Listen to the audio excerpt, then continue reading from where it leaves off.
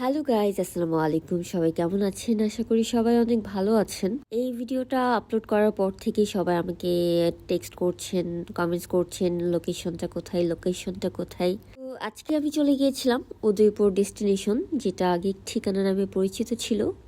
এটা হচ্ছে বাড্ডা বেড়াইত। সো আগে থেকে কোনো প্ল্যানিং ছিল না, হুট করেই প্ল্যান করা হলো। বের হতে হতে বিকেল হয়ে যায়। আমরা 5টা বাজে মিরপুর থেকে রওনা দিই। পিক ওর ভিডিও তোলার জন্য মাত্র 1 ঘন্টা সময় ছিল ডেলাইটের। সো এই যে আমরা চলে এসেছি। তো আসার পর আমরা এন্ট্রি করে নিলাম। এন্ট্রি ফি ছিল জনপ্রতি 500 টাকা। আর এই যে এটা ছিল ভিতরের পরিবেশ, অনেক সুন্দর ছিল প্লেসটা। তো আপনারাও কিন্তু চলে যেতে পারেন। শহরের ব্যস্ততা থেকে একটু দূরে প্রকৃতির মাঝে কাটানোর কিছু শান্ত মুহূর্ত ছিল। তো এরকম শান্ত পরিবেশে যদি একটা রিফ্রেশিং ডে আউট চান, তাহলে উদয়পুর ডেস্টিনেশন অবশ্যই আপনার ট্রাভেল লিস্টে রাখতে পারেন। আর এদিকে আমি ছবি তুলতে তুলতে ভিডিও করতে করতে ফোন স্টোরেজ ফুল করে ফেলেছিলাম। এত সুন্দর জায়গা যে ক্যামেরাও কনফিউজড আর কত ছবি তুলবো। সবকিছু মিলিয়ে একটা পারফেক্ট ডে ছিল। আমি আমার ফ্রেন্ডকে অনেক খাটাচ্ছিলাম, অনেক ছবি অ্যান্ড ভিডিও তুলে দিচ্ছিল। আমরা একসঙ্গে কিছু কাপল ভিডিও করি। সো খুব বেশি সময় পাইনি, সন্ধ্যা হয়ে গিয়েছিল। আফসোস, যদি একটু আগে আর্লি যেতাম।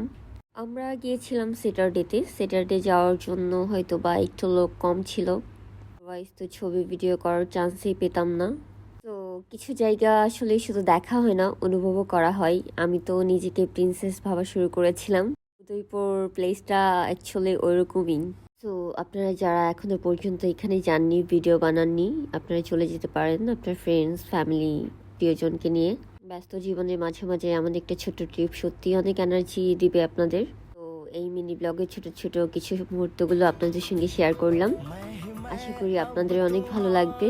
সামনের এই মাঠটা থেকে ভিউটা আরো অনেক বেশি সুন্দর হচ্ছিল। আমি তো নাচানাচি শুরু করে দিয়েছিলাম। দেন আমার বান্ধবীকে নিয়ে কিছু ভিডিও রিলস মেক করলাম। আমরা মূলত খাবার অর্ডার করেছিলাম। সো খাবার অর্ডার দিয়ে আমরা ভিডিও বানাতে চলে যাই।